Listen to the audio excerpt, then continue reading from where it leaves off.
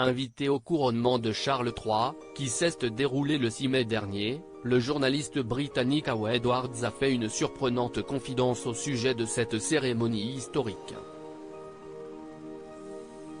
Le 6 mai dernier, Charles III est officiellement devenu roi d'Angleterre, 8 mois après le décès de sa mère Élisabeth II. Mais son couronnement ne s'est pas totalement passé sans imprévu.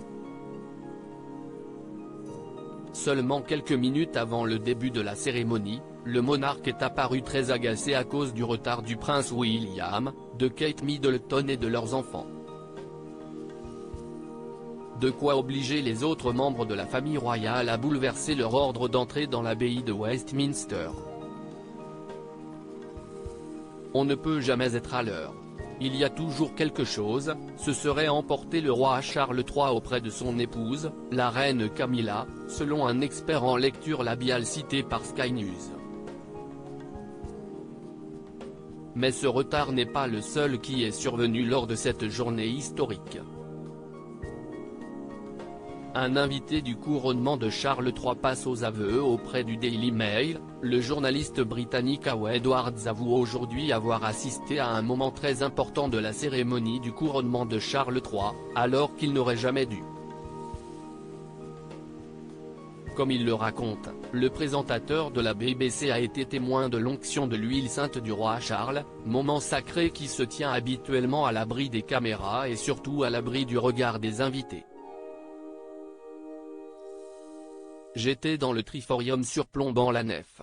Même si j'ai détourné les yeux, vous pouviez voir ce qui se passait, a-t-il révélé. Avant de confier ses craintes, j'ai détourné les yeux.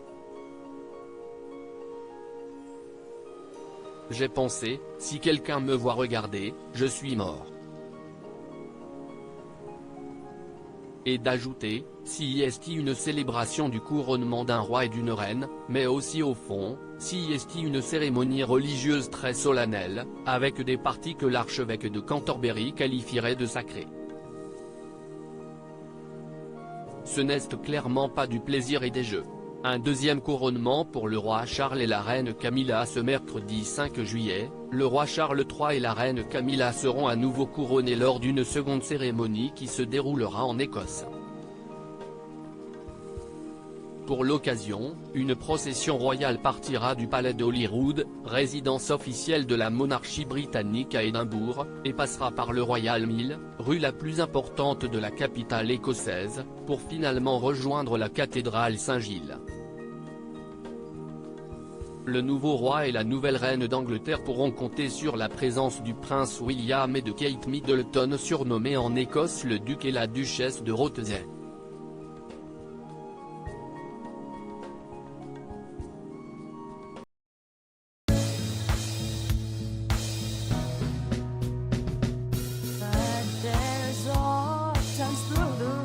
Times